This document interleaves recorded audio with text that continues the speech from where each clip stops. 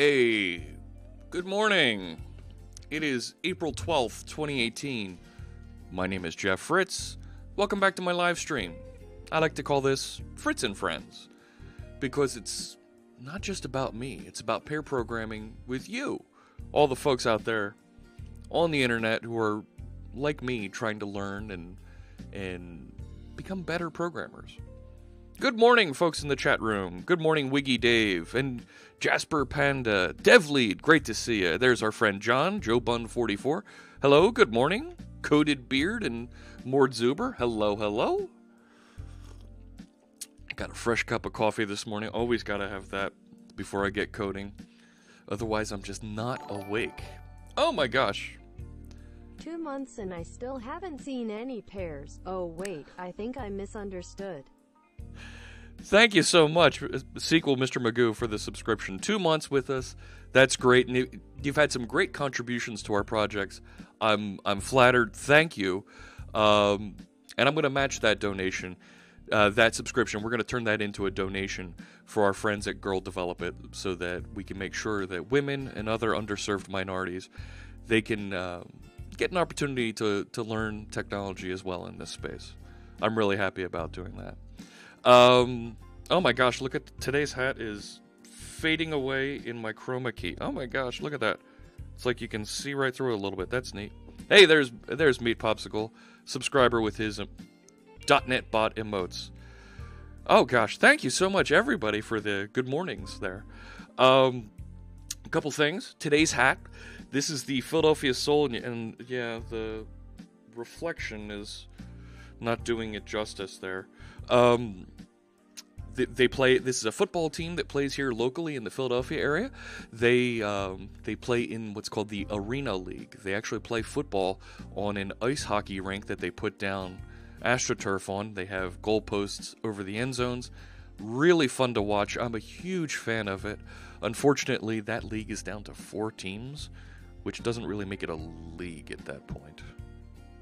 But their first game is this weekend. I'm a huge fan. And actually, if you look over my shoulder there, that's their helmet right there on my shelf. Fun fact, the team was originally owned by John Bon Jovi, the rock star from 80s rock fame. And that helmet you see there is actually autographed by him. So, yeah, I've got a rocker's autograph on a football helmet. Okay. And I've got another football up here. Their current owner is Ron Jaworski, NFL analyst. And I've got a football up here with his signature on it as well. Huge fan. So, really looking forward to that season starting.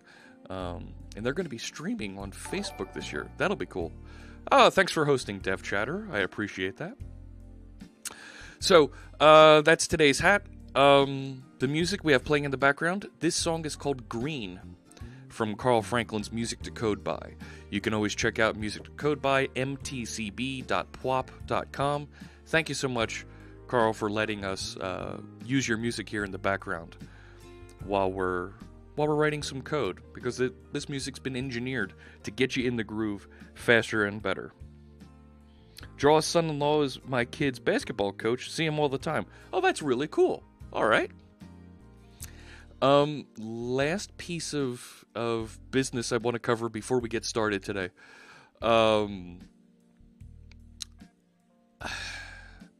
This stream started as an experiment. It's always kind of been an experiment, and it's taken off in very good ways. Coding with Luce, thank you so much for subscribing. I appreciate that, and we'll make sure that I match that donation and we send that off to our friends at Girl Develop It. Thank you very much. I appreciate that. So this has always been an experiment, and we're trying to do simulcast over to Mixer and Twitch, and I'm not getting the features, I'm not getting the support, I'm not getting the support from the service, that is, over at Mixer. And Saturday this weekend will be the last time that I simulcast to Mixer.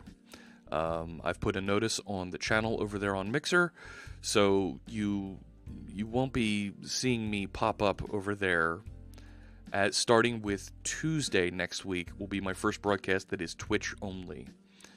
I'm sorry.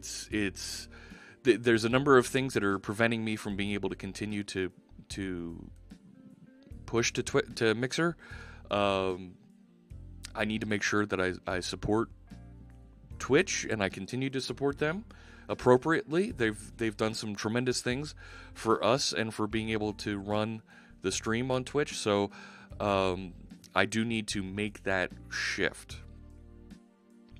That being said, I will still be publishing the archive over to YouTube. That'll always be available. Coding with Luce, thank you. Your stream is something I always try and catch up on. Time difference makes it hard to watch live. I might have something to help you with that. You teach me so much. I was given a special invite to Build by the Cloud Developer Advocates. How can I organize a chance for us to hang out? I'm actually going to be running a stream Tuesday morning, my normal time, from Build. I'm organizing a couple of special guests, folks that don't normally code like this live or show you projects they're working on. So it's something that's going to be a lot of fun. John, Mixerlib is a tremendous library. I can't continue to use their service. I lag horribly on Twitch. I'm sorry.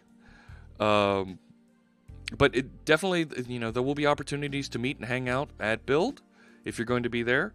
I'm actually, I'm not presenting, but I'm going to be running around working on that show extensively. Let's see. How about you change the time from 10 on a business day so employees can watch? So here's what's going on. You might, I'm figuring out a couple things around our communities and how this works. I can't use Twitch from Brazil. It lags badly. Oh my gosh. I'm sorry, Cryptrix. The Tuesday of next week, I'm going to be streaming in the evening my time. That'll be 9 p.m. Eastern time, 1 a.m. UTC. So that's not great for our European friends that tune in.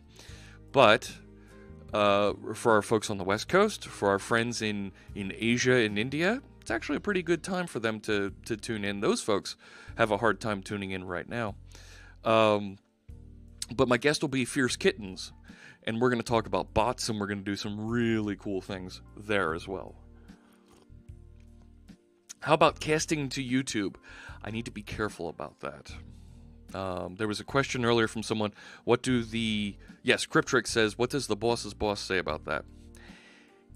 He's actually okay. I had a very long conversation with him about this because we were having pressure to use Mixer, and I showed him, here's what I've asked for, here's the work that I've done to make this happen, and here's the features I'm able to get out of Twitch. Here's the lack of support that I'm receiving from the Mixer service, and you just can't find creative and coding streamers on Mixer. That's not their priority right now. Their priority is gaming. And that's their business model. That's what they want. Divide by Zero show. Thank you for the follow. So, it's not something that I can continue to do without their support. The numbers, the viewer numbers on Mixer are literally less than 10% of what I'm seeing on Twitch. So I need to adjust appropriately. If my viewer numbers aren't coming through there, if I can't get reports from there that show information about how I did so I can try to improve, I can't continue to use the service. 2H Strike, hello, do you think a person with an IQ of 60 can become a programmer? Of course, anybody can become a programmer. Oh my gosh, LK, thank you so much for your subscription. I appreciate that very much. And of course, I will make another donation over to our friends at Girl Develop It for that. Thank you very much, Divide by Zero Show. I appreciate you hosting. Avandro says he's in Brazil and Twitch works fine. Fantastic. Twitch is blocked at work. I don't know. I don't know of any relays. I'm not sure. I would have to do some searching on that. So that's the story going on there. I'm sorry to our friends over on Mixer, but you will still be able to see the show. If you do have a problem with being able to tune in live, I will continue to be broadcasting over on YouTube. I am considering doing an evening stream on Twitch. I think if I'm actually looking at doing Tuesdays with guests, Thursdays maybe in the evening, and then my Saturday morning stream. So I'm looking at shaking it up a little bit so that folks who can't get in because of work hours can still tune in. And I've also had some folks say, you know what, this is so good. Can you do this every weekday? I need to be careful about that one. All right. Enough about that. We spent 15 minutes talking about that. Let's go over. I want to talk about the code that we're working on. I want to look at our projects here because, my gosh, some of you have been very busy opening issues, contributing pull requests, and I'm thrilled with how you've been contributing here. So let's wander over. There we go. And I'm gonna need to try and fix that chroma key. Look at that. My hat's disappearing a little bit. Give me 1 second here. Let's see if we can fix that up just slightly. Benefice, welcome. Great to see you again. Yeah, look at that. It's still kind of disappearing. So my chroma key, I can kind of back off just a little bit to try and make that blue not completely disappear. I think that's better. There we go. All right. Stand by reloading. I'm going to do a live stream tonight for lone developer seeking friends for Visual Studio Liveshare.com. Oh, that's awesome. That's great. Give me a link to your... drop me a whisper with a link to your show, and I will be sure to auto-host that. All right. So, here's my GitHub. There's been a bit of activity here, and I'm thrilled with how excited and how interested folks are in contributing and giving us feedback on stuff here. In fact, so I mentioned Tuesday next week, Fierce Kittens is joining us. The week after, so that is Tuesday the 24th. I'll be in Redmond. I have business out there. I'm actually working on build content while I'm out there. I'm going to be broadcasting from the Channel 9 studios. So I'll actually have full stage, green screen, a whole bunch of stuff there. And I just confirmed my guest for that 2 hours will be Scott Hunter. So the boss's boss will be joining us. And he's going to talk to us a bit about ASP.NET Core 2.1, some of the cool features that are in there, talking through some things. And he wants to write some code. He wants to contribute a little bit to, I'm not sure if it's Core Wiki or Stream Tools he's going to help us with. But we're definitely, we're going to have the boss writing some code with us. I'm really looking forward to that.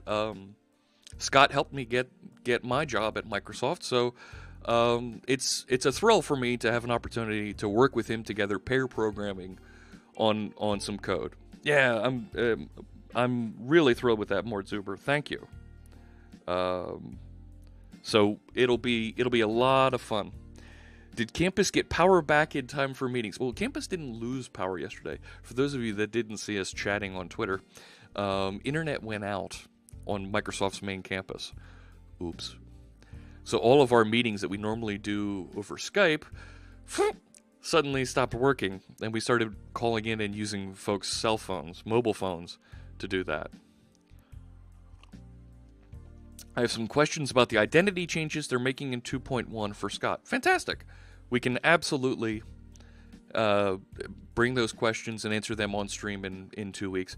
I'm in talks with a few other folks to do some identity and security talks.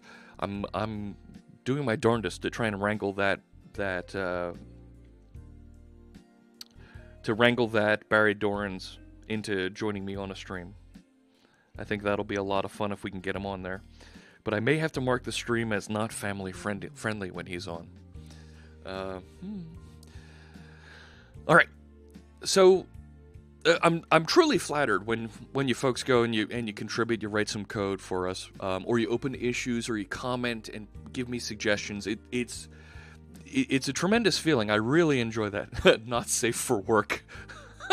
Yes, DevLead. Barry has a thorny side. I'll just leave it at that. It's a little thorny. Rated for excessive language. Yes. So there's that. Okay. Where do I want to start? I think I had some comments here on Stream Tools. I still have this one pull request about OBS audio control. I want to come back to this because I have a little bit of a network issue here before I can really do this, because as I've described here on the stream before, I run the Stream Tools inside of a Docker container. So in order for me to use this audio control plugin that John wrote, that looks really simple and easy to use, OBS opens a WebSocket, and you can control it like a remote control.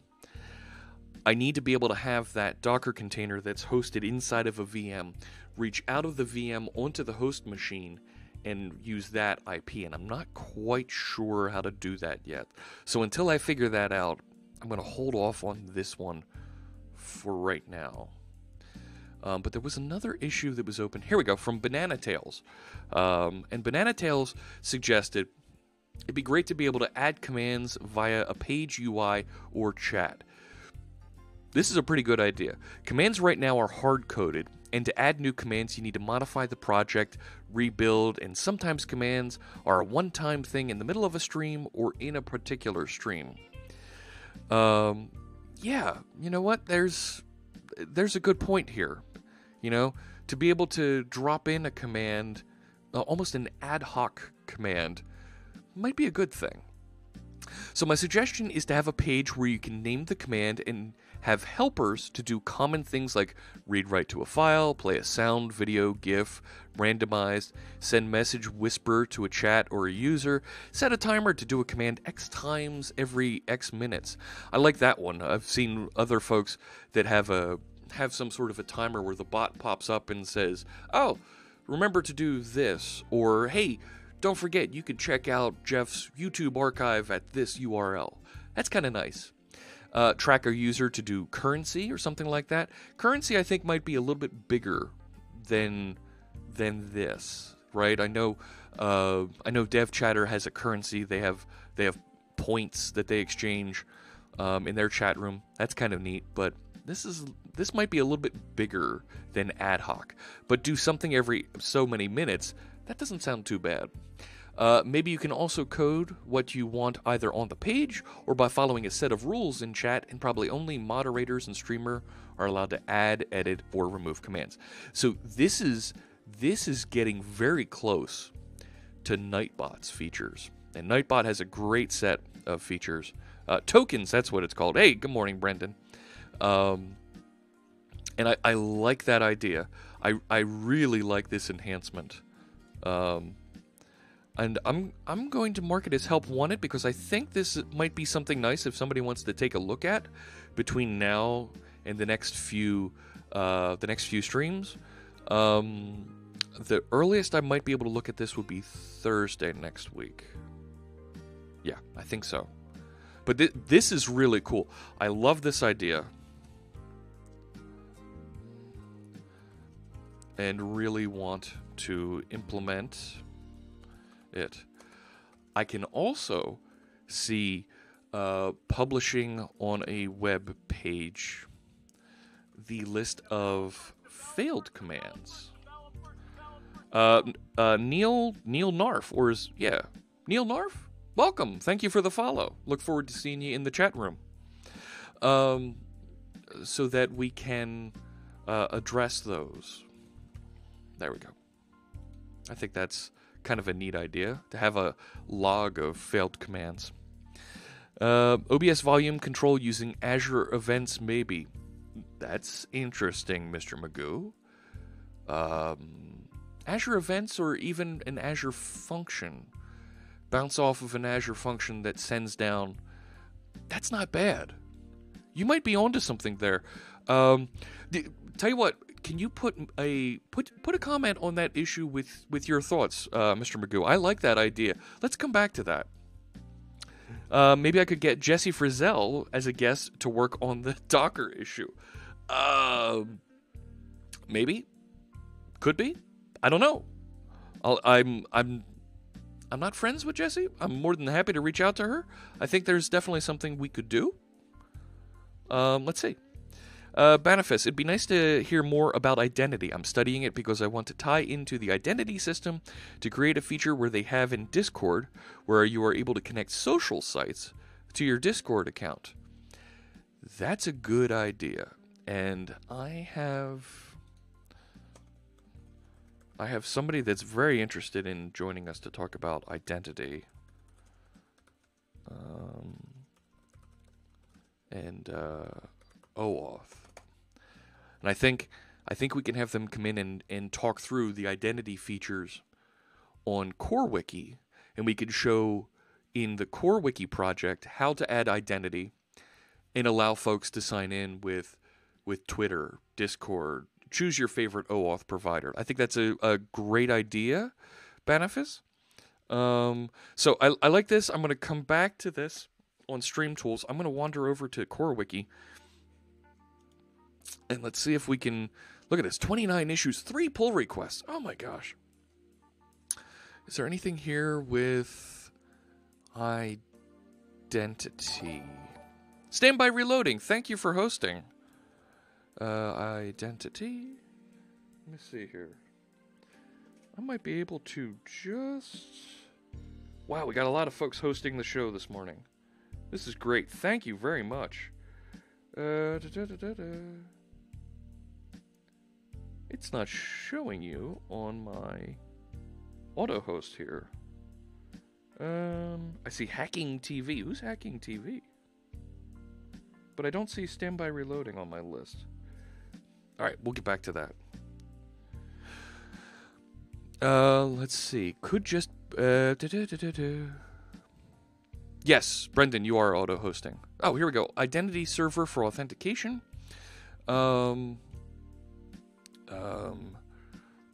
We should enable social logins as Banifus. As requested by... Am I going to find you here? No. On stream. I think that's a great idea.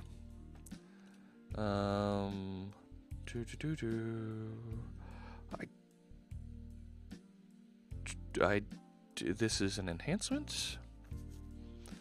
This, I think, will be a great show for us to do, to go through and discuss this. Let's see. You could use Quartz to do that schedule. Yes. How about if I change it to go through Azure Message Bus? Would that be a better solution? That's not bad. But DevLead was saying could just be a queue. I think that's something. Yeah. We don't have to get as heavy as that. Is that Julianne LS? Thank you for the follow. I appreciate you joining us. Look forward to seeing you in the chat room. And good morning, Steve. How you doing there? Great to see you this morning, Balmer. Sorry about the Clippers. They missed the playoffs. Always next year, right? Azure Function does not support WebSockets. It doesn't support receiving a WebSocket. You have to post. But can you open a WebSocket and send a message from there? Let's see, what do we got here?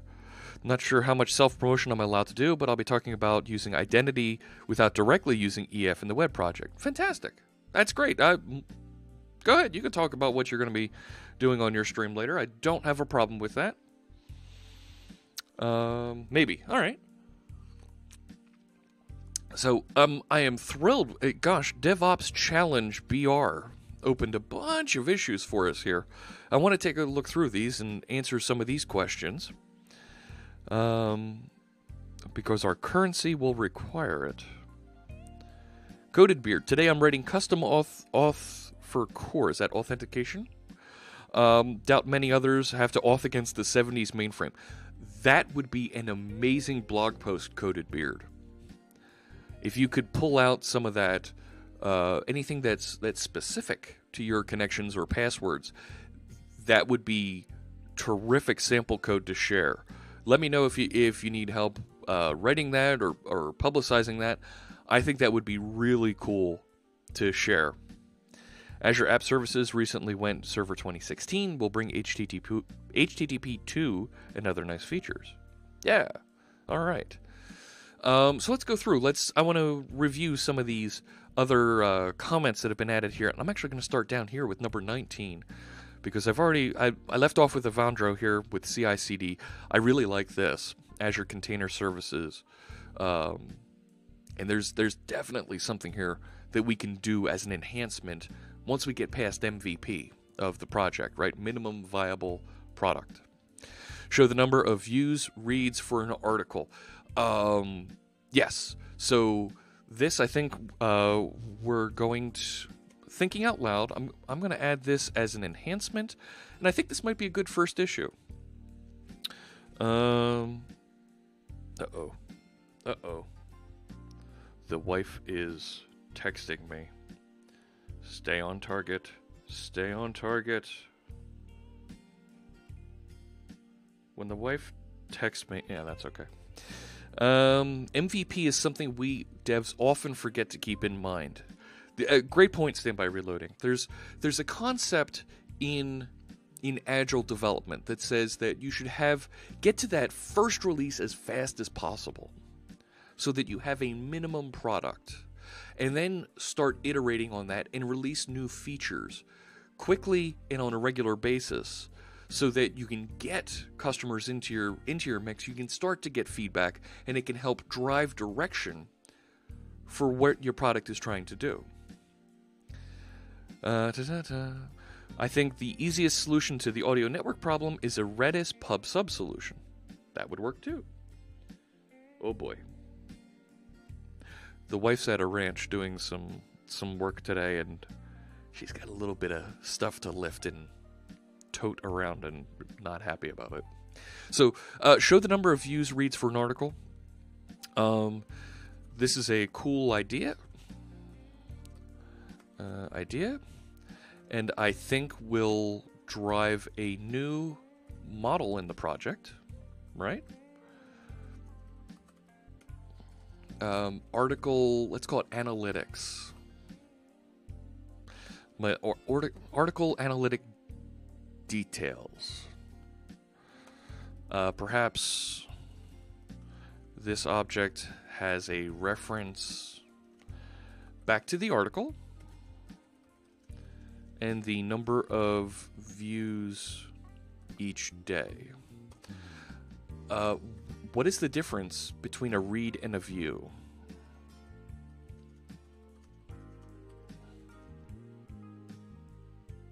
Yeah. This I think will be pretty cool. Vertical slices, Brendan says. Great point. Yes. Build all of the things you need for that enhancement and ship it together. Just ngrok in the container and you get a public endpoint. And see, I don't want to open a public endpoint from my workstation, because then wherever I go, when I travel, I need to open that same endpoint.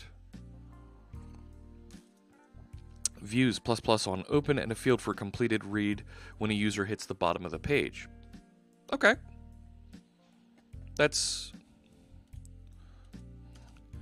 Is a read when a user gets to the end, when a visitor reaches the end of the page. The bottom of the page. There we go. I think that makes sense.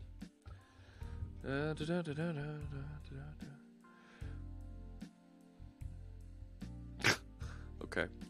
Let's see there.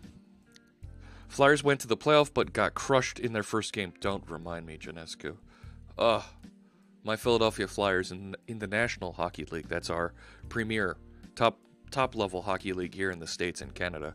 My local team, the Philadelphia Flyers, last night, first game of the playoffs, playing those dastardly Penguins from Pittsburgh, and they beat us pretty good, 7-0. 7? Yeah, 7. Can I ask you guys a question? And I know it's mostly guys in the room right now, but when I had a bunch of folks really going on about my radio voice here. Is that, yes, 7 in the NHL, Brady. That's almost as many as were scored on the Seattle NHL team last night. Oh, wait a sec. Seattle doesn't have a team. Sorry. I was in a meeting yesterday and folks were really going on about the radio voice. Should I try and lean into that a little bit more, you think? I don't know. I gotta be careful. Mort Zuber, time on page should probably be taken into account. Let me know. I'm gonna move on from this one.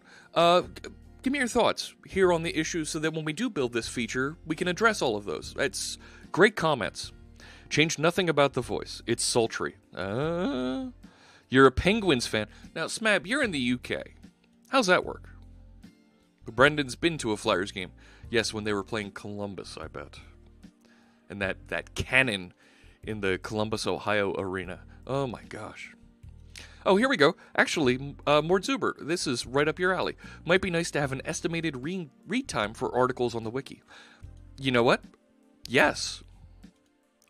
We might be able to coordinate this with, I think it was 19? Yeah.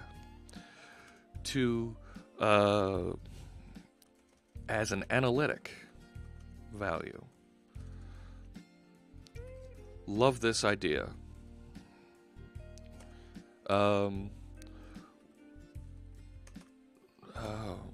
What should the model look like, and how do we calculate someone's read time? Tell me what you think.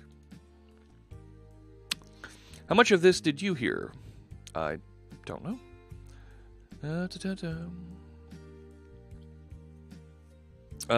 Yeah, YouTube links, Mr. Regs, take it easy with those.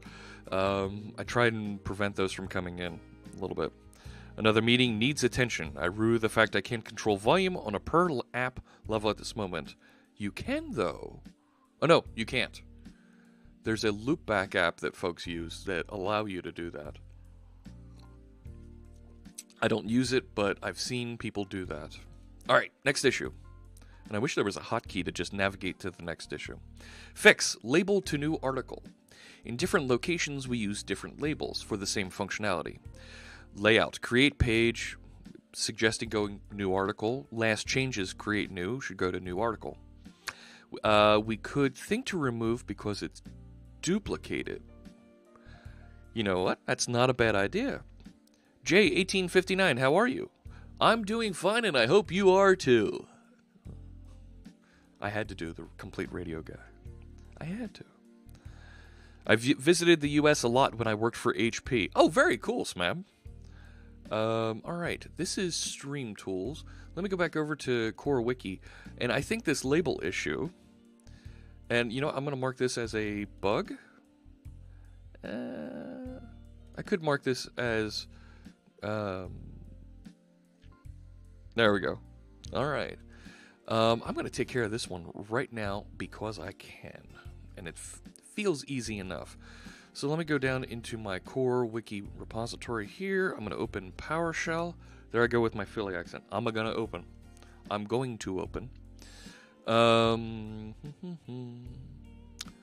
Yeah. All right. Let's just work right on dev for this one. So the question here, this is on layout and latest changes where I have the create new. You know what? Let's just look for create new. See if there's, make sure that we catch it everywhere. Yeah, you're right. Latest changes and the old index page. So here's latest changes. There's create new. And the suggestion from DevOps Challenge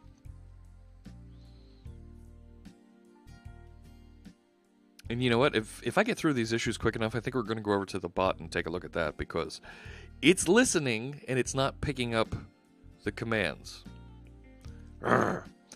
Let's see. Do you do this pair programming with you sessions often, or is this a one-off? So J1859, because the other 1858 J avatars were all taken, so he's the 18. Never mind. I like to do these where it's just me and we're answering your questions. I like to do these. I want to do this on a more regular basis. Thursday mornings feels good. Let folks ask questions and go through and do this. I believe those label changes are all in the PR that DevOps submitted. Stop it. Really? Is that? I thought this was a. Is this an issue? No, this is a PR. Oh, all right. I will come back to this. All right. I will come back to this. I am not. All right. You know what? Let's look at the PR then. Because. Wow. I want to make sure that it's taken care of here. So in J1859, I do want to make sure that I'm answering your questions, that I'm helping you learn. A friend of mine said to me a few weeks ago that when we pair program on stream like this, and we're just walking through and working on our own project, we're like Bob Ross, the old, what was the name of his show? The Art of Painting, the art. It wasn't the art of that hair he had. Ooh. But the Bob Ross show, that's what when we're just coding by ourselves is. And that's nice. It's nice to be able to just watch and follow along and learn how something is built. But I think there's also an opportunity for shows like this where I want to be uber interactive with you. No, don't reference Uber. I want to be very interactive with you and pair program with you and take your comments, take your questions. Like I've said earlier, I am totally flattered by the contributions from folks on stream, and I want to make sure that you get the information you need and you learn a little bit with us. However, I am also going to be pair programming with guests. So that's what I'm looking at. I want to make Tuesdays, I think, guests, right? Just guests on Tuesdays. And I'm thinking, I've got a good lineup with Fierce Kittens next week on that 9 o'clock evening stream. And then Scott Hunter, the week after, live in Channel 9 Studios. Brady's there in the chat room. Brady's going to say something about that. The Joy of Painting. That was it. Thank you. Yes, that was the name of his show. Bugs are a feature too. Yes. Uber, not Uber. Okay. The umlaut there is reminding me. I've been asked to keynote an event in Germany in June, and I'm working out those details now. We'll see if it lands. I'm hoping it lands because I'm looking forward to. I haven't done an event in Germany, and a guy named Fritz giving a keynote in Germany could be very interesting. We'll see. And then maybe I even get a chance to do my stream from Germany. That would be cool too. Google, what was the name of boss? Yes, right? Actually, that's not a bad idea, standby reloading, to add a search command and have it bounce off the search engine. I have to be careful with that, though. That sounded Russian. Oh, no! All right, I'll work on my German accent. Sad Panda Bot. Hey, there's Chef Brent. Good morning, Brent. I know. So let's get through these so we can take a look at my bot and what I've done here to break things. We don't make mistakes. We have happy accidents. Bugs are features. You have to be really, really careful with that. Yes. And the John Skeet stream was awesome. Thank you. You know what? We doubled the number of viewers that we had normally for that John Skeet stream. We topped out at about 120, and right now we're in about 69, 70s, high mid 70s we've hit on just Twitch. I'm really thrilled with that. And I do keep track of these numbers. I don't keep track of who is in the streams, and certainly not log the who said what on the streams. But I do keep track of the counts. So and if folks offer compliments here that appear on video. I do put those in a report, and I want to show folks, how successful we are as a stream. All right, so I want to take a look at this. This is amazing. 6 files changed. Let's take a look here. It now says create new article. Back to home. Cool. Are you sure you want to delete this article? And it just tidied up the look of this. Let's see, README with a nice block of README information. That's great. Let's take a look and merge this. Let's take a look-see. Conversation. List the related streams. I'm not sure about related streams. List the features implemented. Yes. List the lessons learned. Okay. So a couple fixes. Continuous integration has not been set up, so that's something that Oren Novotny wants to help us with. Branch has no... You know what? Let's just merge. I'm going to take it. Nothing but text issues here. So we'll take that in, and that's being merged into dev. So let's do a pull here. Thank you. We should be able to just start this up and see what it looks like. Have it use Cortana. That's not a bad idea. We can bring in some of our friends from the Cortana team to answer some of those questions and help wire up Cortana to the bot. That might be a fun stream. I'm friends with some of those folks. Homepage, there's our last published with the formatting that our friend John Skeet helped us with. Latest changes. First page with John. We click on that. Back to home. And it says new article over here. Not bad. I mean, it kind of made some nice, simple changes to the text. That's great. Thank you. Thank you for cleaning up the text a bit and starting a README for this. Much appreciated. So great thanks to our friend DevOps Challenge BR out there.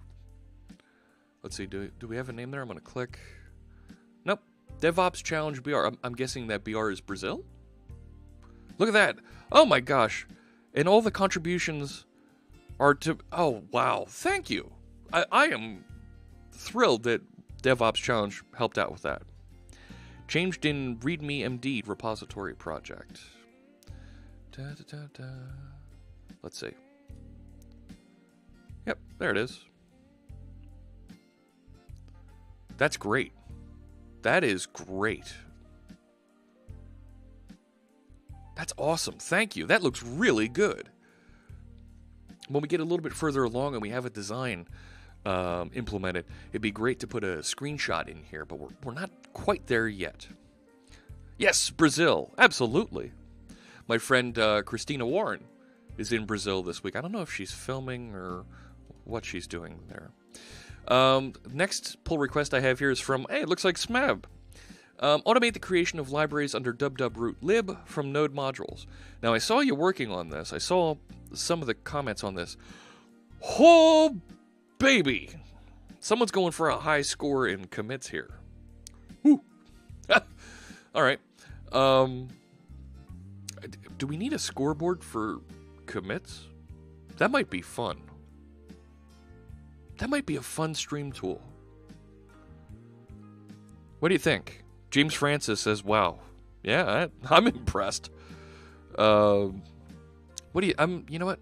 Let me just open that up. Let me go back over to Stream Tools real quick.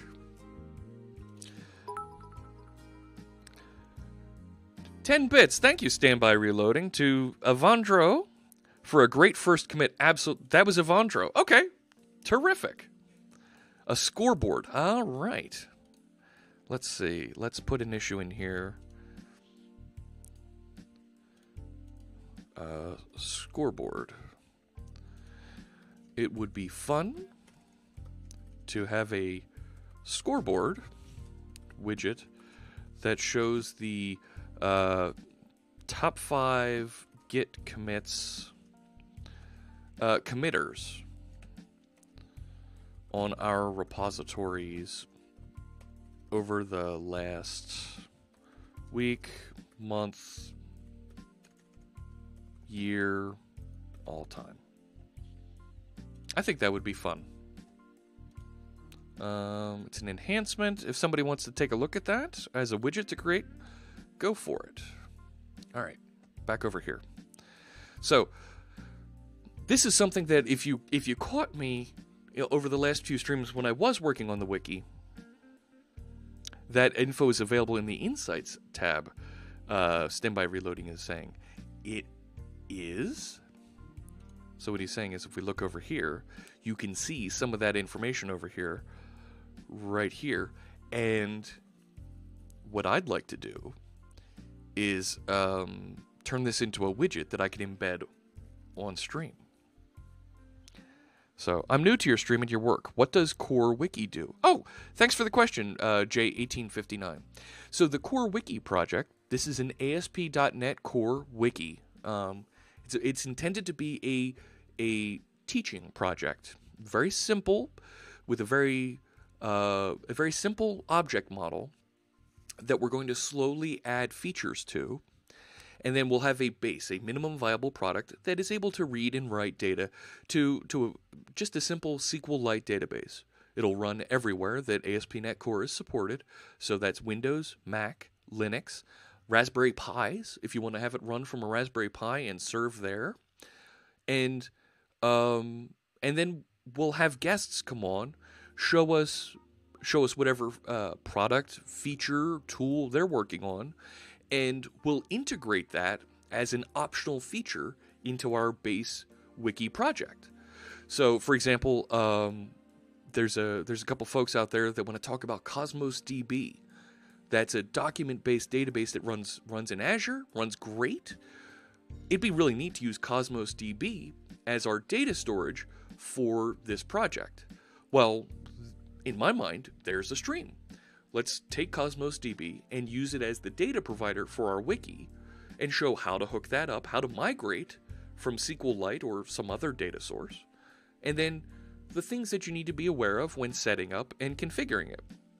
So I think those types of opportunities, when we have a base project that everybody at a 100 introductory level is able to understand easily, it makes learning those new features or tools a heck of a lot easier for everybody.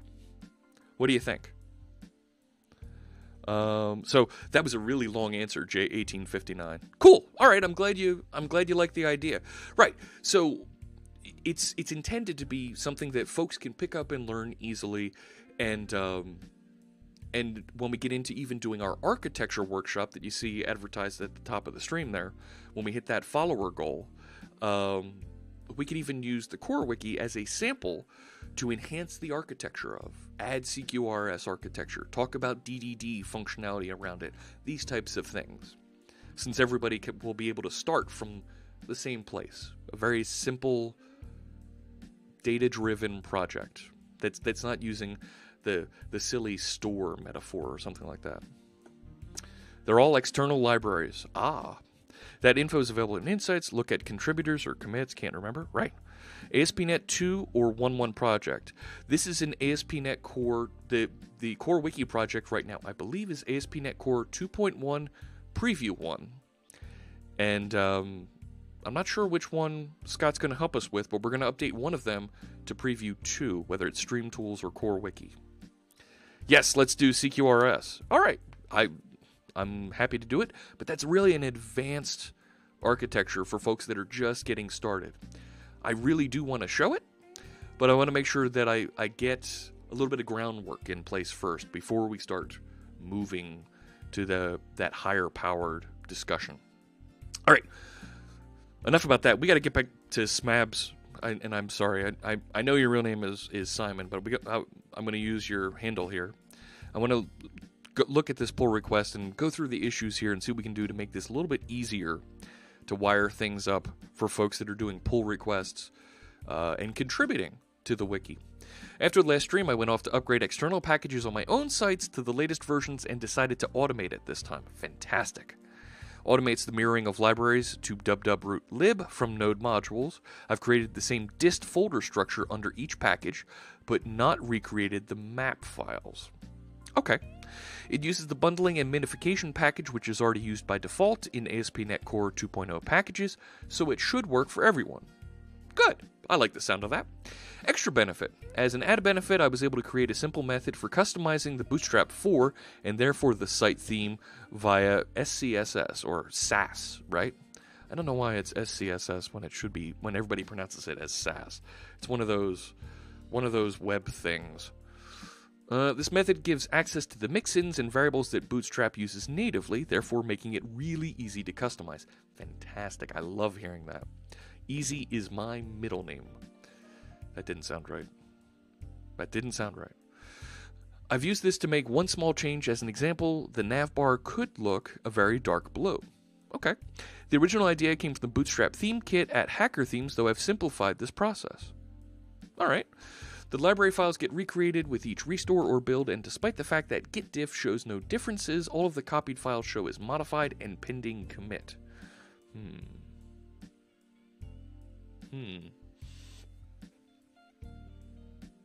I wonder if we want to do a git ignore then, so that we don't load all of those JavaScript files and CSS files into our repository.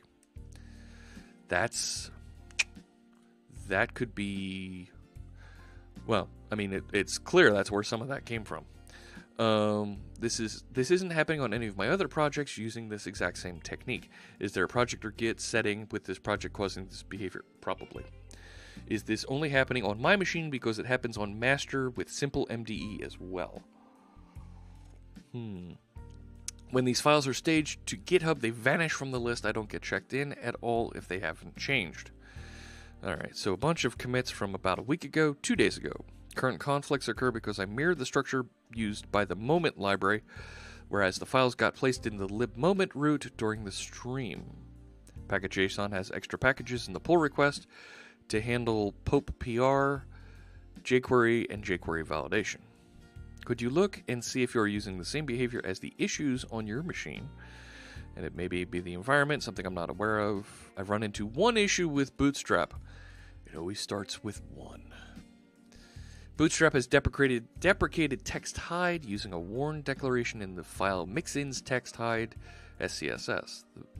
My setup is treating this as a reason not to compile and output the final CSS, but deleting the line from the source will fix it. Alright.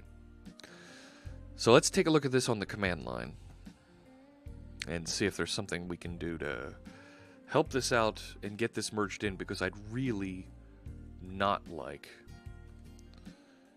to deal with some of those copy and paste of libraries. So I'm just going to paste in those commands so we can bring in everything here. Now, I don't see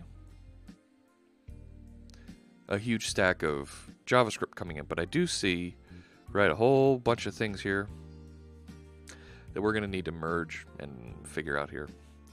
Right, if I do a git status, ho, look at all that.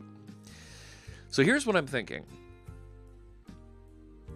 I'm thinking I want to update my git ignore file.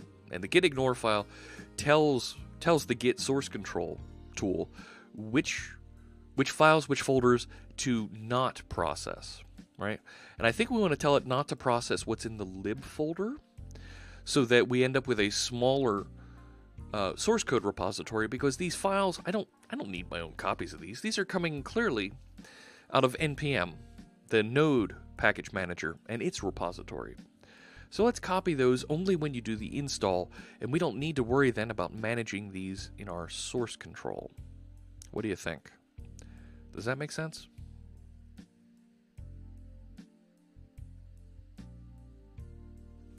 Let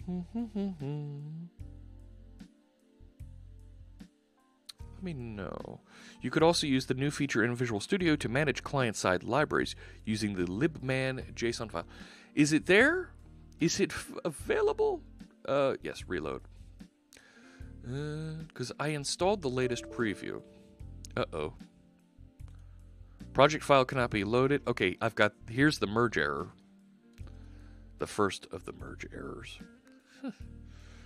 Head, we're including Bootstrap Moment, Simple MDE. That's fine. We can include those. We shouldn't have to, because ASP.NET Core works fine. So let me reload. There we go. So if I right-click here, bundler, minifier, power commands. But libman, manage client-side libraries. It's here. It made it. There we go. But there was a user interface that we had with this.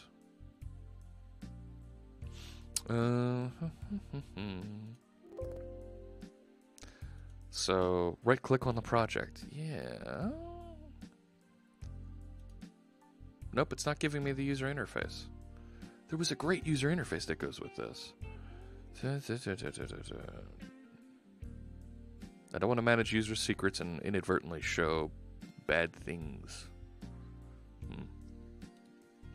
I think you should change the gitignore file, read the strikeout text under the issue. You don't think I should change it?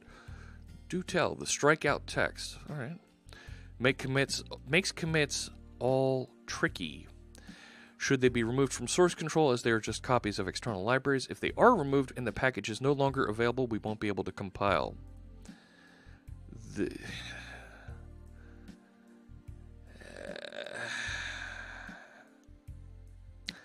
NPM has shown that they're going to be around for a while, so I'm not concerned about that yet. Is keeping deployed release versions enough to meet these needs? I'm not worried about it. I'm okay with doing this. I know you're concerned here, and when I was program manager for NuGet, I understood these exact same concerns. I don't have this concern with NPM. I don't think we're going to have the left pad issue, if you will. So I'm pretty okay with modifying gitignore, and I'm gonna do that now. Are you kidding?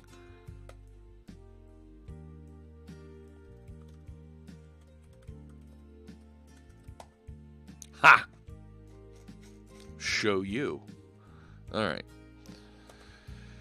Omit our lib folders that are being restored from NPM. Hey, Cryptrix, thanks so much for the follow.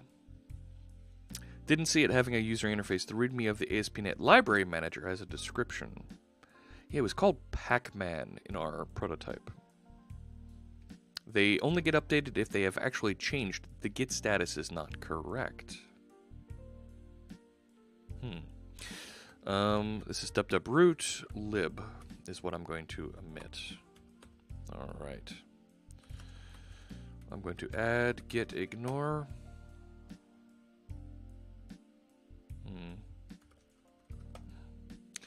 I want to remove all of these files from the wiki. And we now have libman. But libman doesn't actually have anything in it just yet. So I'm going to delete that for now. Alright. Hey, have you ever used the CSP headers with .NET Core script tag and the CDN fallback tag? I'm actually running through that question right now at the office. We'll see.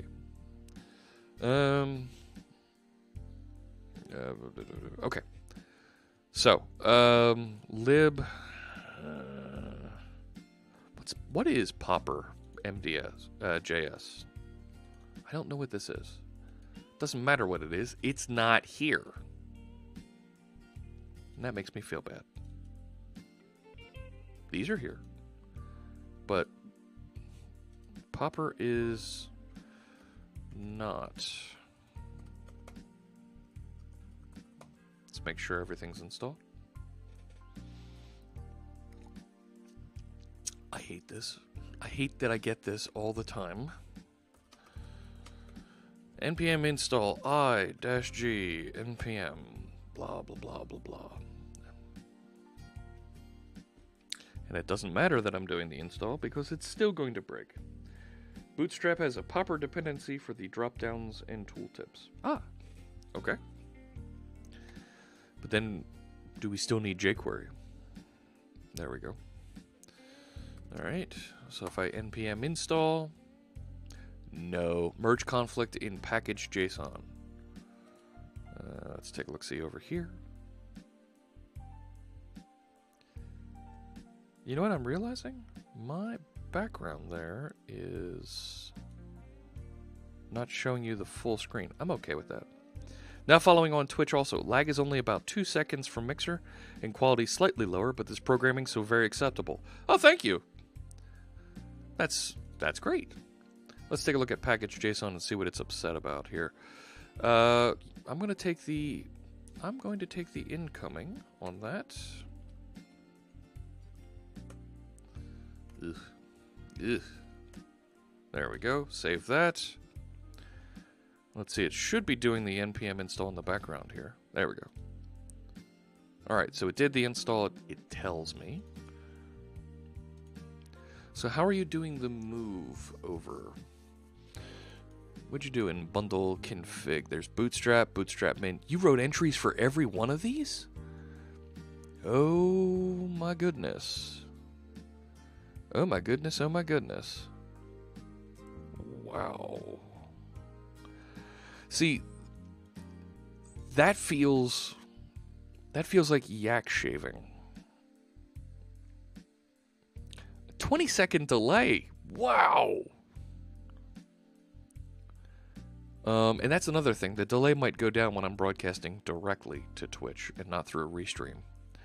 So, yeah, restream's going to go away as well. Alright, so if I rerun the bundler, do I get popper updated? There it is. Now it's there. Oh, that's cute. Ugh. I don't like it when people swear in their code. Careful with jQuery Slim. Yeah. I've heard things. I'm not using.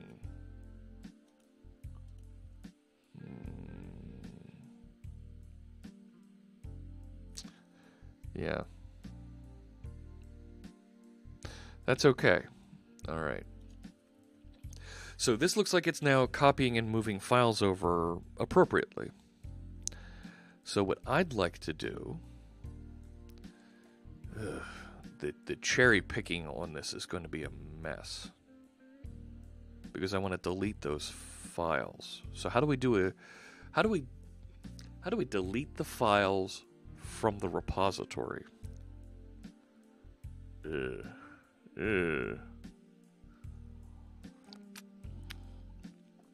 Let's see. Delete files from repository.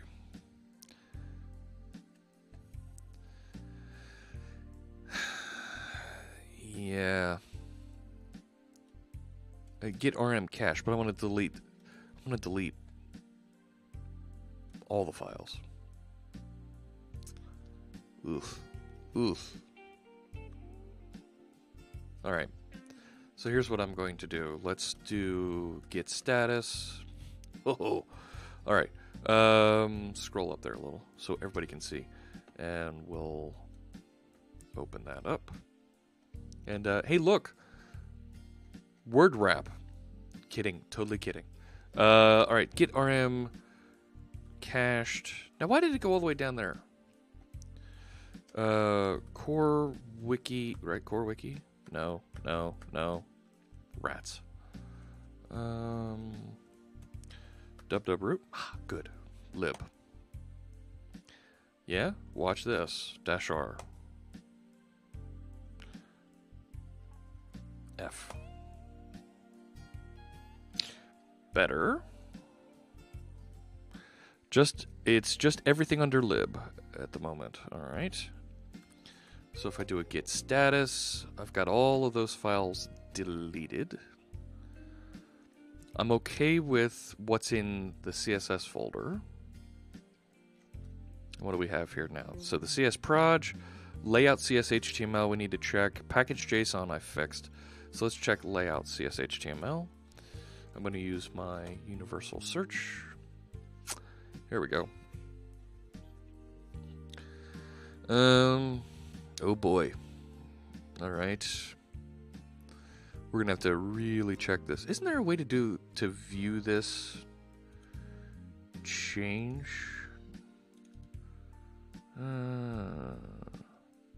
Resolve, that's what I want.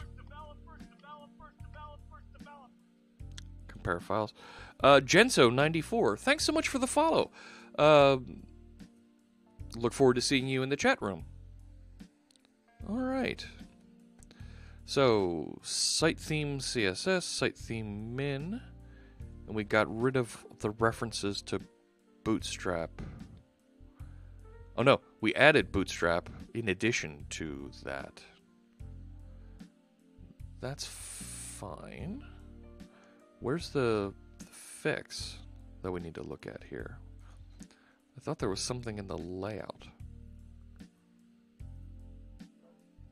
Right? It was here in the... Oh, wait, there it is, right there. Navbar, navlink, home, and latest changes. So I removed home. I'm okay with that. And create page. So we want tabs. Start there. All right.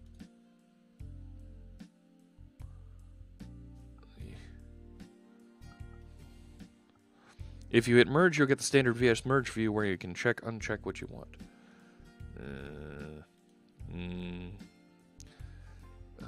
Merge. Ah, okay. All right. That's a little bit better. So that's fine. That's fine. That's fine. And then it's down here. Right, we changed this to new article. Here. And we got rid of the home link. Because we have it on the brand up top, so we don't need the home page. So I'm going to yank that. All right. And I think we're good at that point. Yeah. Tabs. Thank you. And now accept that merge. So it should work. Libman JSON should support IntelliSense. Let's see what we get here. Looks good. Then we got the little bit of navy. New article still goes to create new article.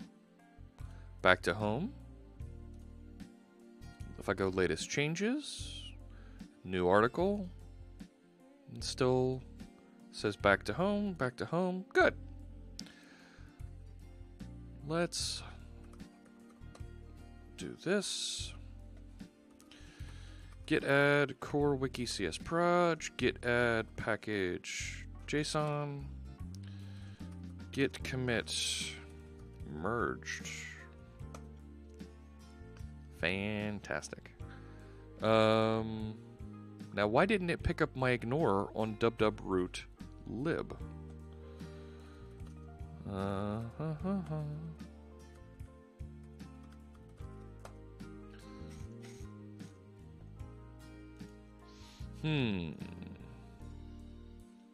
Do I have? I shouldn't have to, but I'm gonna have to. Do I have to put that?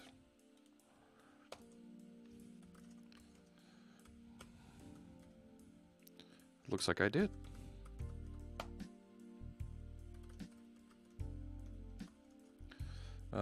Now ignoring JavaScript lib folder.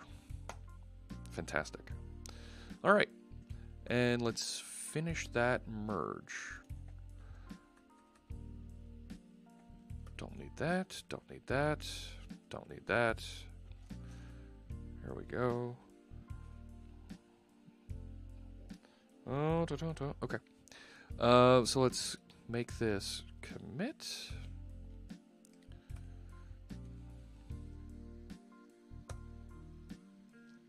Switched to the Twitch desktop app and it shows an ad. Is that normal? Does Twitch show ads? Yes, it does.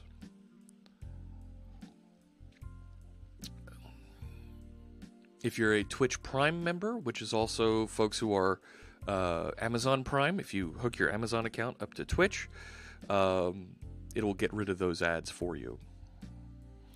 All right. And I don't receive revenue from those ads. Okay. So that's merged. Thank you for the contribution. This should make adding and updating our libraries so much easier. Terrific. All right. So we have that update. Let's see. And that's all of our pull requests. So let's take a look at some of our other issues here real quick. Link back to create. Back to list in create should direct to details. We merged that, so this should be closed. All right. Label to new article. We merged that, so this should be closed. I see, cool. I do have Amazon Prime. I'll make sure I connect the two. There you go. The Bootstrap theming is a whole stream on itself. Yes, and in fact, I'm recruiting a designer to help us. I may want to take a quick look in the dub root CSS. We'll get there. Okay. This was merged, so we'll close that.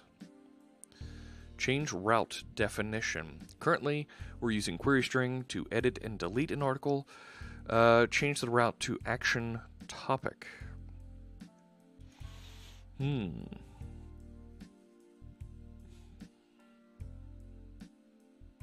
Yeah. I'm tempted to actually turn this around the other way.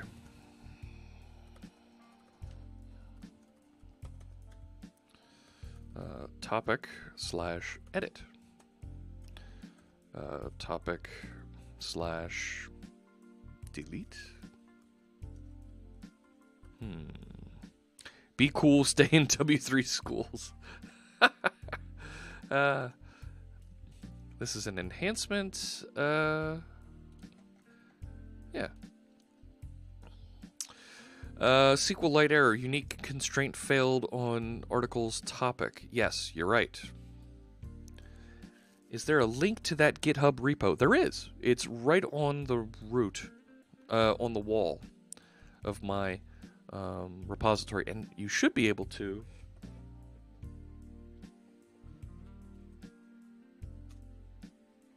There you go. That'll get you into my. That's Nightbot responding. I want to get rid of Nightbot.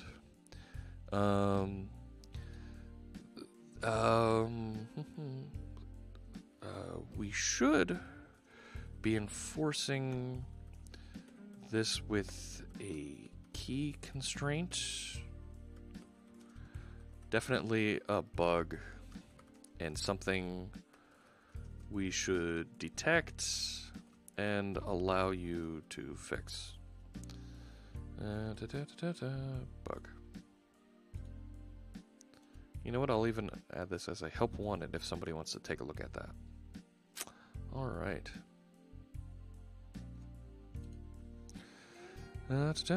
Here we go. Create edit problem when I type on very long text in the topic field. When I type a very long text in the topic field, an exception is explained. Yes. Yes. We should enforce a max length on topic. This should be an attribute on the article model class. And I will mark this as a bug. And help wanted, good first issue if somebody wants to address that. What? Oh. There it goes. All right.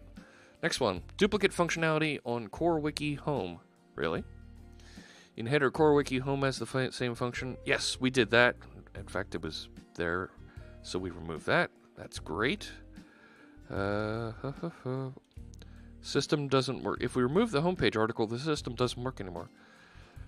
Then let's block deleting that article. Deleting, renaming that article.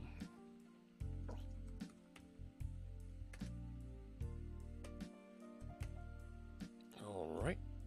I'm going to mark this one as a bug. Help wanted. It's a good first issue if somebody wants to look at that one. All right. Initial description to README. Yeah, this is terrific here. I'm going to close that issue because I think we're done with that. Page to see all articles. We need a feature to list all articles. The latest changes only list the last 10. So the concern that I have is that at some point we're going to get to be too many articles to list all on one page, and we're going to want to page it. But this is a good enhancement. It's not a bad first issue. Somebody's more than welcome to take a shot at that. Import file on creating. We could have a feature when creating to import an MD file and automatically fill the content field. That's not bad. That's not bad. I did it again. Link to my Amazon Prime. All's good. Ready for future shows. Looking forward to Mixer.com. Stop it, Nightbot. From latest changes to details, we could have a link in each article to navigate to the latest changes, from latest changes to the details page. We already do that. I think we've already got that.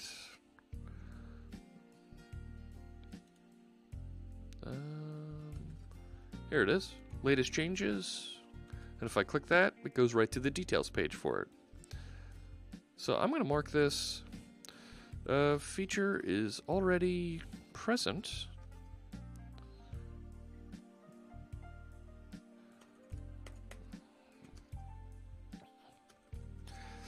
That's just how much I like this idea. All right. There we go. Cool. So there's all our CoreWiki issues. And now I want to go back and I want to talk a little bit about the bot. Because the bot's being a pain in the neck today and it's not answering. It's ignoring us. And that feels bad. You make me sad, Fritzbot. You make me so sad. So what I'm going to do is I'm actually going. Here's what I'm going to do to kind of deal with this. I'm going to go down into my environment variables for this, and I'm actually going to shut off. I've got a feature where I can shut off the Fritzbot. I thought there was. I thought there was an environment variable that would shut it off. So let's stop the CoreWiki. While on Twitch, your typing something in chat is several seconds behind my video. CoreWiki don't convert UTC client time now. Yes, it does. Yes, it does. Did we drop it somehow? Ah, look at that. The Mixer thing works, but it's my Twitch interactions that doesn't. See that, John? That's how concrete, that's how awesome your project is, and mine isn't. That's not right. Good call. Good catch, Janescu. Moment is not defined. Moment is not defined. Huh?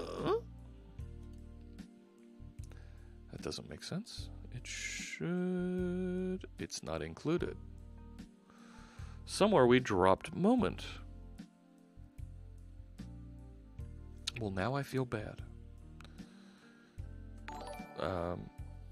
Oh my gosh. Cryptrix, thanks so much for the subscription. I appreciate that. I know it took a lot for you to come over to Twitch, but thank you. I really appreciate you using your Twitch Prime subscription over here. And now you get to use the .NET bot emote. That's really cruel. Not cruel. It's not cruel. It's really cool. And I'll match that subscription and make a donation to Girl Develop It. Thank you so much. You know what? Is Moment not in? Oh no, there's Moment right there. It should then be in my lib. Moment. Oh, you know what? I bet you I'm referencing Moment wrong over here. May have got lost in the merge. I think you're right. So there's development. Yeah, it did get lost. So I'm looking for site.js here also. There it is. All right, so before site, I need Moment in here. So I'm just going to do that. Right? There we go. So does that fix it? There we go. Let's go back to the screen. Let's make sure latest changes is all formatted properly. Much better. All right. Yep.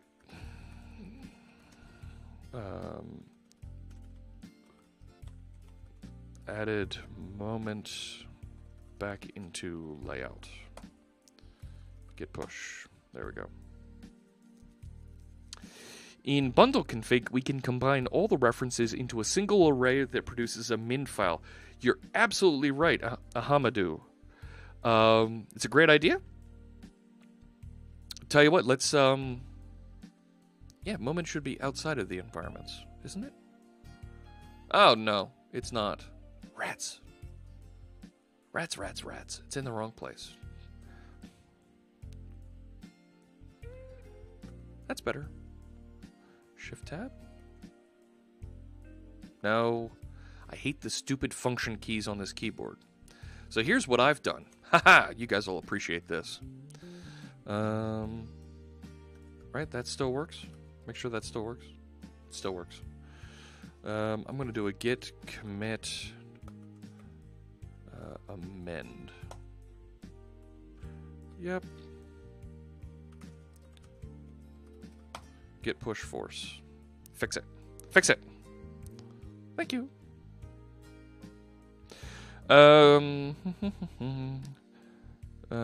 We had Moment. Does the project exist on a domain somewhere, or is it specifically for getting a local clone and running it locally? Currently, it's only for running it locally. When we get to a minimum viable, we'll push it out and we'll have it running somewhere out there. I could even have it running from wiki.jeffreyfritz.com. So it's hanging out there, and maybe we put articles in it that has details about different things that we're doing here on stream. So that's working. It's out there. We've got that updated. But Ahamadu, you have that's I hope I'm pronouncing your avatar, your nick properly there. Tell you what, why don't if you'd like, you can put together a pull request and submit it here, and then we'll talk about those changes. I want to get over and talk about why my bot isn't responding properly in the chat room. And it's because I don't write as good code as John does. Let's start there, right? Joe Bunn in our chat room. So yeah, let's address that. Just checking on things here, because I'm nothing if not paranoid about what's going on Twitter and in the chat room and the quality of things. Good. Okay. Let's go back over to my Stream Tools project so we can break some more stuff. Bot lag. I know. Sure, and yes, it's Hamadu. Fantastic. Your last name was reserved already. Somebody has Fritzbot on Twitch, and that annoyed me. Is there someone in the chat who doesn't write better code than... Shut up, Brandon. Shut up. We're all learning together. Punk. All right. It's iHamadou. I'll make sure I pronounce that right. iHamadou. All right. Terrific. I will remember that going forward. All right, here we go. So, here's what I did. I was growing annoyed with the interaction that the Twitch lib was having with the Twitch services, right? Twitch lib is an open source project that's out there that some folks are building to handle delivering all of the Twitch functionality as a library to .NET developers. It's a nice .NET standard library. It does its thing. I can't fault them for what they're trying to do. The problem that I've run into it is their async and await operations clobber resources. The interactions there are brutal, and it grabs and it holds the thread and doesn't release properly. So what I've done is I've already written my own, I call it proxy, sitting here, and you can see it's failing because I'm on stream right now, so my unit tests are failing because my unit tests say, hey, you shouldn't be outputting information because people are here on stream. Ashera, thank you for the follow. I appreciate you joining us. Look forward to seeing you in the chat room. Oh my gosh, Uncharted Iron 555, welcome. I appreciate the follow. We're getting followers aplenty. This is great. Thank you. All right. Now my code to fetch and report the number of followers here, I am abiding by Twitch's rate limits, and I am properly raising events to indicate when exactly these things happen. And my requests out to the Twitch API come back in like 200 milliseconds, right? So when I get the followers, this comes back screaming fast, right? So if I look at this, where's my test explorer? Right, so here's should return a non-zero count for the number of followers. Mr. Graceful, thank you. I appreciate the follow. It looks like we've got somebody else coming on here. 852406. There it is. Thank you for the follow, 852406. I appreciate that. So this should return non-zero count is, where is it? Coming out of my, where is that? This is inside of get follower count. Down here, get follower count.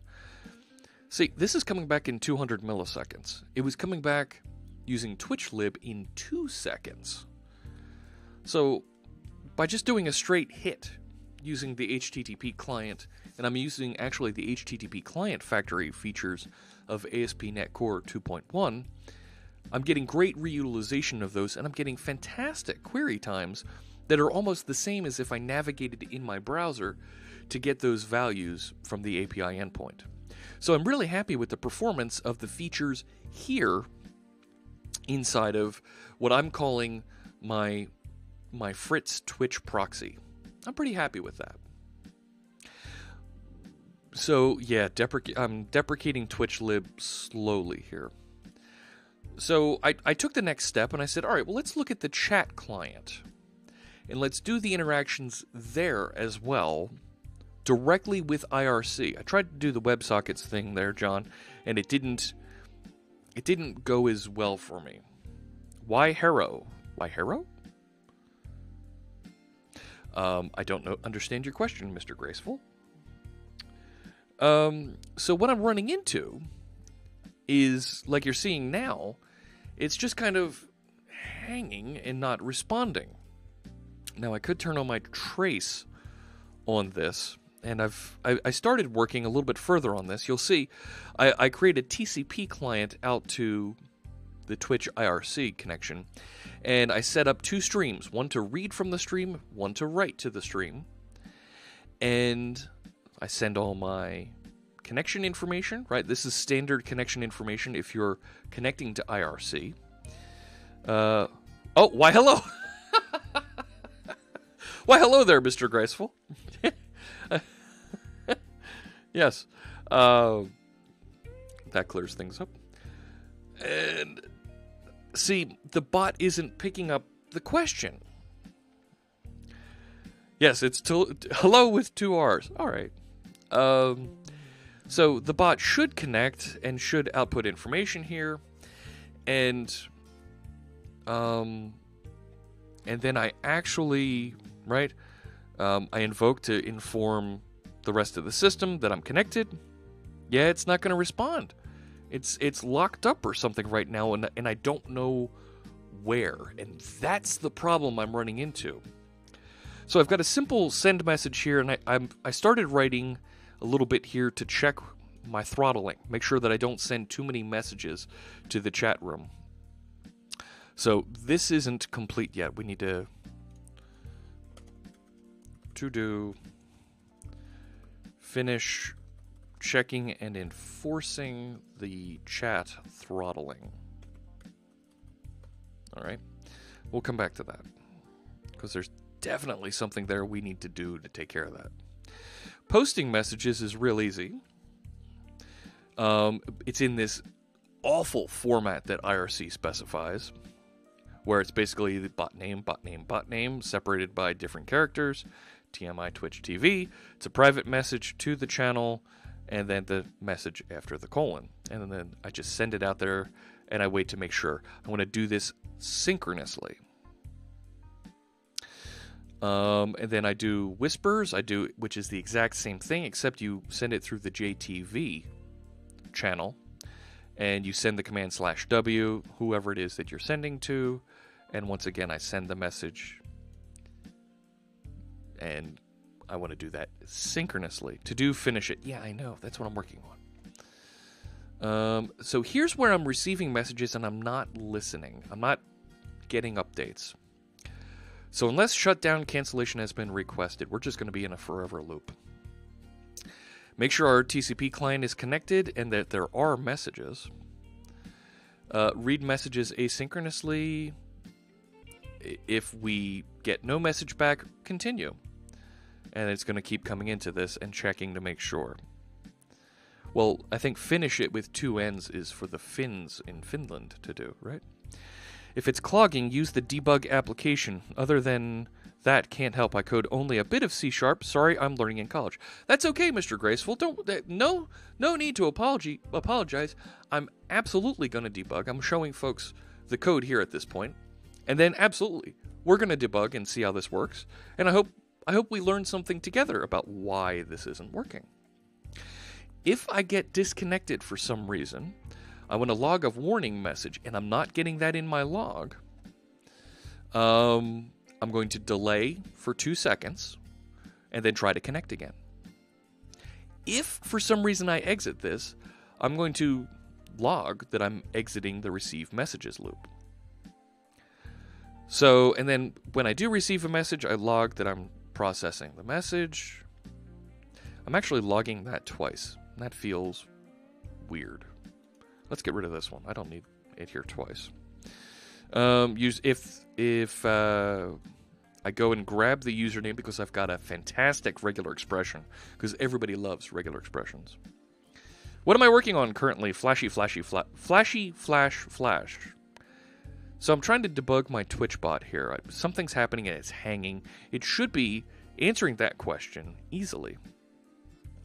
Swifty, Piffy, and Suzuna should watch Fritz streams too, as yours. They were here once or twice, but they haven't come back. So review messages sent to channel. So if it is a chat message, I actually handle that message and invoke an event handler so that we can go and process that using my bot logic. If it's a whisper, matching the whisper format using a regular expression for that, I log that I received a whisper, and then I invoke and say, we received a whisper, chatbot, go do that.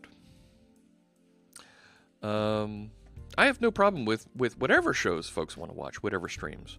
I just hope you check mine out, that's all. Read message async, so each time it actually receives a message, it actually just reads a line off the input stream and then returns it. That's it. There is no await here because this is only called once. Oh, thank you for the follow, Flashy Flash. You can see it's only called once right here where it's awaited. So I bubble that up. Love the captions using my butt. Where does it say that?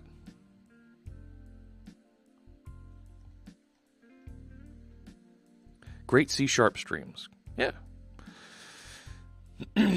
All right. So I'm trying to figure out why it just kind of hangs here. Closed captions? Are you kidding? There it is. Using my bad logic. And it says that. Oh, that stinks. The closed captioning. All right. So what I'm going to do, I'm going to start up the bot. There's this one here. See this ping pong? This is a required thing where Twitch wants to test if we're keeping alive. So let's start this and see what actually happens.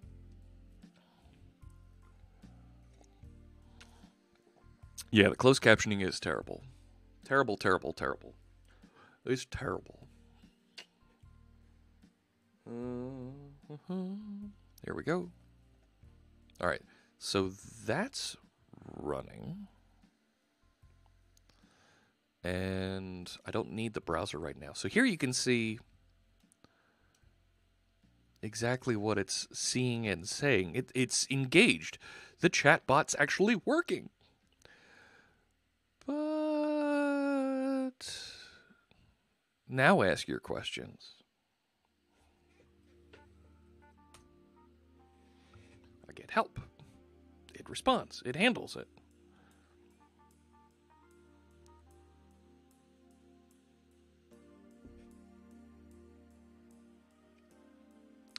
It's handling Brendan's question and it wrote it back. Right? So, is it going to continue to answer questions? Or is it Azure that's my Azure questions that it's not handling properly? It's still working.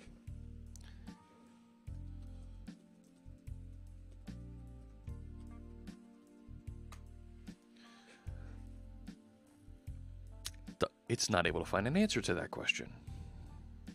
So, when I have the debugger attached, look at that, Mr. Graceful. Ghostbusters taught us that the answer to that question is always yes.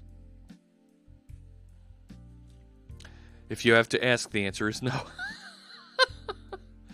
But you can see I'm receiving and parsing all of those messages. And it's the other one, the live one, isn't.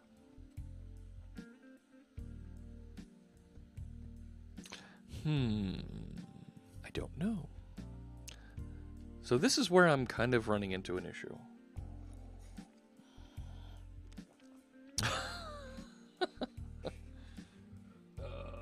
Let's see. And uptime works. So I don't get it. There you go. Brendan answered it correctly. So now, for those of you, I'm going to let this run a little bit. And I'm going to actually take that question, am I a god? I'm going to copy out Brendan's answer here. If someone asks if you're a god, you say yes. And I'm going to just highlight the one feature that we have here that's I think is really neat around this. If I go on to live stream and go to the wiki over here, frequently asked questions, when I edit these, the FAQ here, this will automatically rebuild. This will automatically rebuild what the Fritzbot is looking at. And you won't see it. It'll just work. Right? Added God question. And we're going to make that, yes, lowercase. There we go. What language is Jeff speaking in? Ooh, that's a good question. I'm going to grab that one, SQL Mr. Magoo, and add that as well.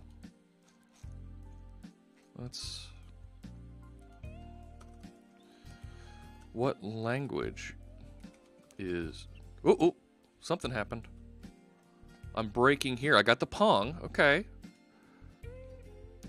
So I sent the Pong message back to...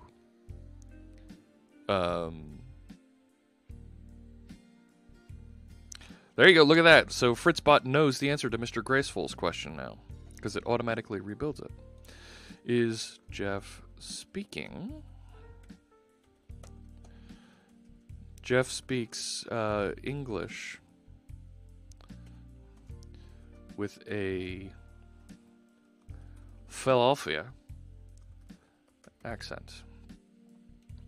Mid-Atlantic.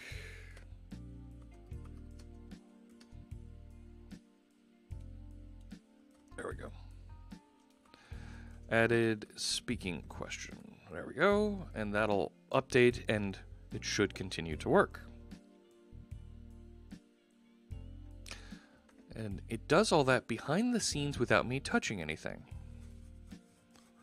Right, so that's pretty cool. I don't have to worry about that. I can add features. See that? It already knows the answer to Brendan's question, which I think Mr. Magoo asked earlier.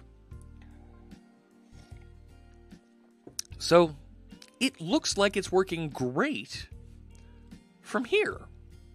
And it's been running, and it's been handling all of our questions.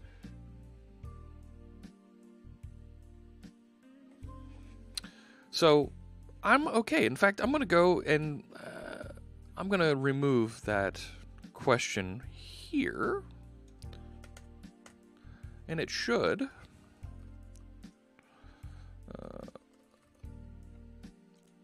now not know how to do that.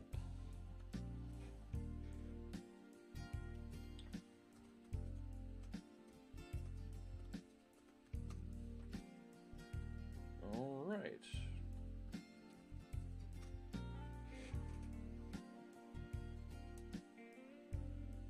So there we go. It is answering. No longer needs GitHubs. The question is whether he's going to move that kind of stuff to his core wiki. Well, the core wiki would need to know how to do webhooks. Maybe. But this looks like it's running just fine here.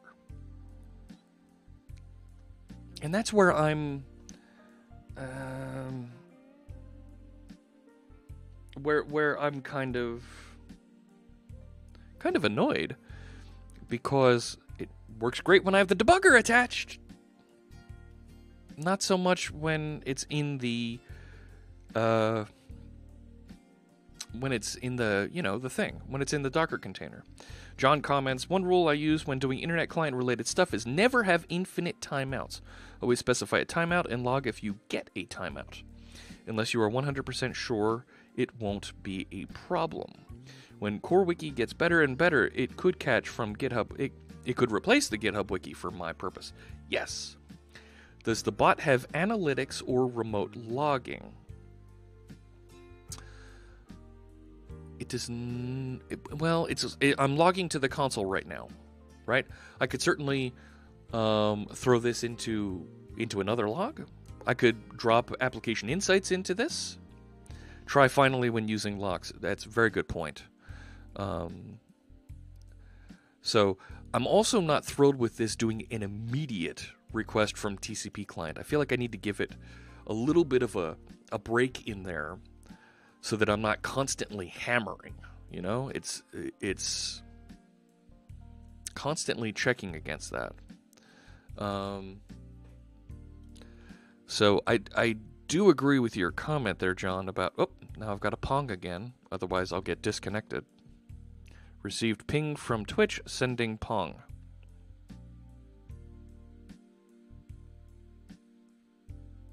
If the application insights telemetry you're seeing are coming, they're not going out to full app insights, Azure app insights.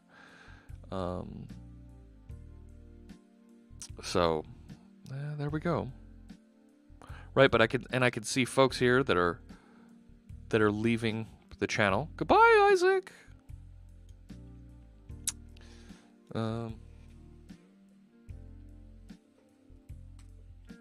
But it is still responding. I'm still on. So, yeah. So this is where I'm kind of confused. I do agree that the locks, we should probably... Where was it? I brought your helpers. There it is. The task extensions. And I really like this or timeout. Right? So what happens if it does timeout? You throw a timeout exception. Okay. Yeah. That's not a bad idea. Not a bad idea at all. So here I could definitely see wiring that up to do those or timeout elements here. Right? These are straight synchronous write lines. I gotta go sort. See you in about... Alright, thanks so much for joining, Mr. Graceful. Look forward to seeing you in another stream in the future. So I think the delay, I'm alright with that, but the write line async, that should be fine. Well, okay, if we do the or timeout, I'm alright there with... I should probably put that here. Oops, I gotta stop. Alright, so if I do dot or timeout, and you know what?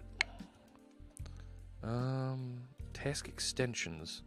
You know what? Let's move this out of Stream Tools helpers. Let's actually put this into system threading tasks so that it's just there.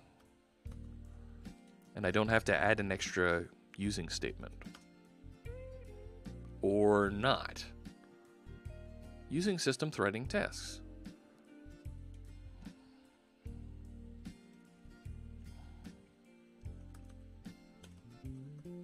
Why isn't it finding that?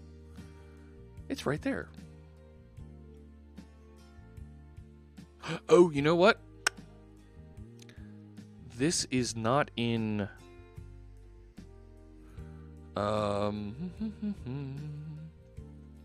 It's not in this library. So I'm going to add a linked reference to that. I'm going to add a shared reference. Stream Tools, helpers, task extensions, and I'm going to add that as a link. Now that will put it into the project. There it is, task extensions. So now, there it goes. Now it finds it and I'm able to reference and use that feature. Yeah, 5 seconds is, gosh, or timeout after 2 seconds is plenty. So that could throw an exception now. And that would be okay. I want to see it throw an exception. I want to see it throw an error. Hi, Sangomed? Is that... Yeah. Hello. Welcome to my stream. I don't need check throttle status yet. Post message. I'm okay with that. And I think I'm okay with the whisper also. But receive messages down here. This is where I could see a problem. And I don't have a try catch around this at all either. It would fail silently on the background, actually.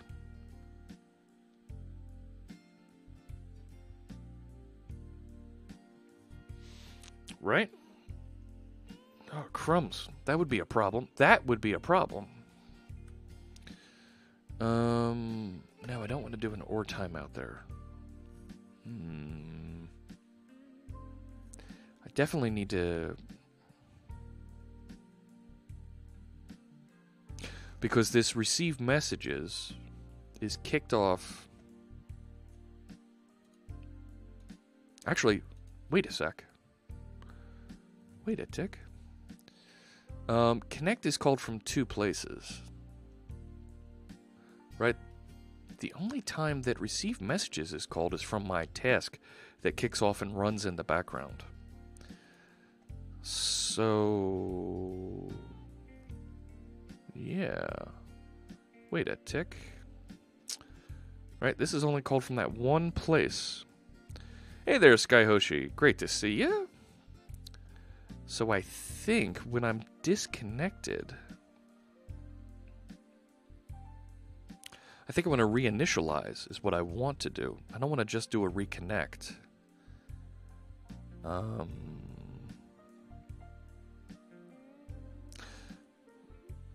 Right, after that's done, I think I want to do a init. And then return out of this. John Skeet would prefer you wait on instance. On instance? Explain. Is John out there watching? There's a good place to start.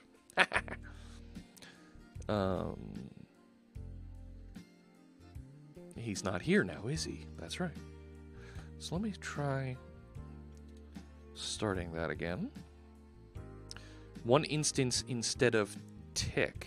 Hang on.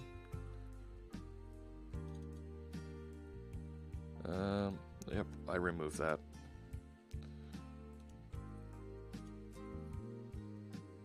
What John know doesn't. Alright, hang on. One instance instead of tick. Where do you see tick?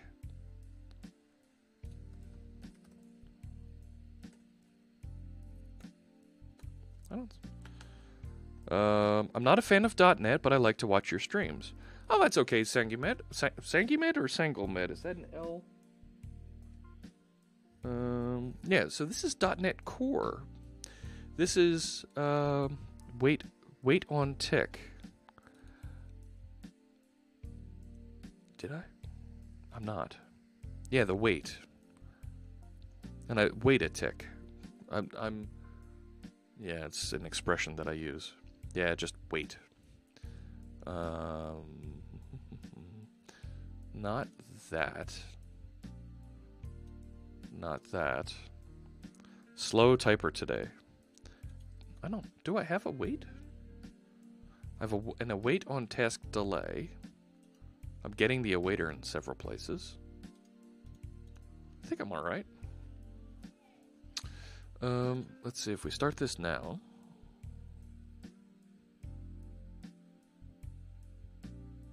Right, my concern is if that background thread goes away, that's a problem. And if it doesn't connect and restart the thread, right, so that looks like it's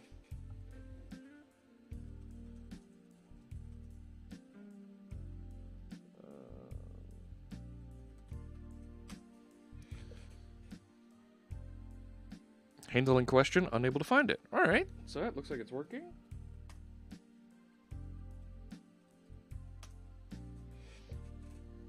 You don't like either. Oh, that's it. All right. To each his own. Why don't I see your comment there, Sanglemed? Okay, there it is. Yeah, that, you know what, to each their own. If you don't like .NET, that's fine. I hope I have an opportunity to show you something that you might like.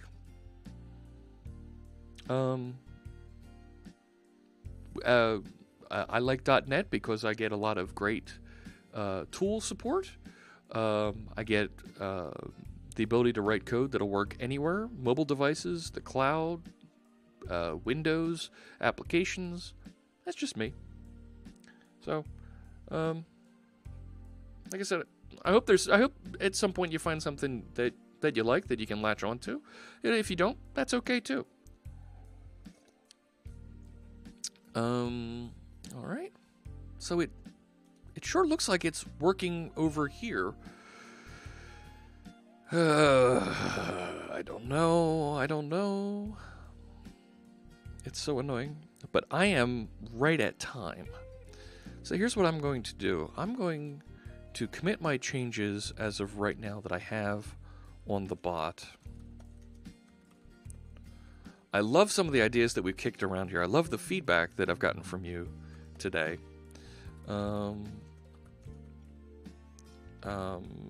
Attempting to tune the IRC client better.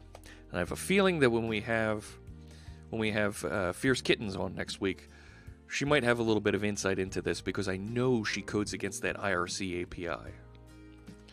And she wrote the GIF bot, if you've seen that. So I'm going to push that change up, and maybe we can figure out what's giving me a little bit of agita here, why it isn't working so well. I'm going to rebuild my bot. This will be 0.13.3. So I'll put that into a Docker container, get that all compiled up real quick here, and then I'll be able to use it next time on Saturday when we host the stream. I'll probably come back and look at some of those. I think there's a good opportunity to to look at some of the new. Let's look at putting a new feature into the stream tools. Maybe even look at, I don't know about the scoreboard feature, but we'll take a look. I don't want to dig. I want to get the bot working, but I also want to talk to Fierce Kittens about it on Tuesday. So we'll see. There we go. Git tagging. It's going to push my container here. There it goes. So I have my containers hosted in a private repository, and we'll be able to, eventually I'll be able to publish this public, and folks will be able to customize and do whatever they'd like with it. But it's been a fun exercise to work on this. And almost done. There we go. It's going to push out the latest tag, and away we go. That's a good question. Sangomed, what programming language do you prefer, and what are you using? Maybe we're interested in that one as well. So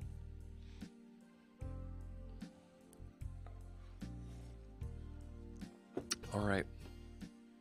So I will see you on Saturday. I'll take an archive of today's video, and I'll post it over on YouTube, on my YouTube channel. So if there's anything you missed, if there's anything you want to catch up with, it'll be available there for you a little bit later today. Thanks so much, everybody who sent in questions, comments, opened issues, pull requests. Oh, thank you so much for the pull requests, and for hanging out in the chat room and asking questions. No question is wrong, you know. As long as you're not violating the rules, you're not doing anything that isn't family friendly. I'm looking forward to talking to each one of you. I really enjoy this, and I hope you come back on Saturday morning when we'll write some more code together. Alrighty, take care. We'll see you then.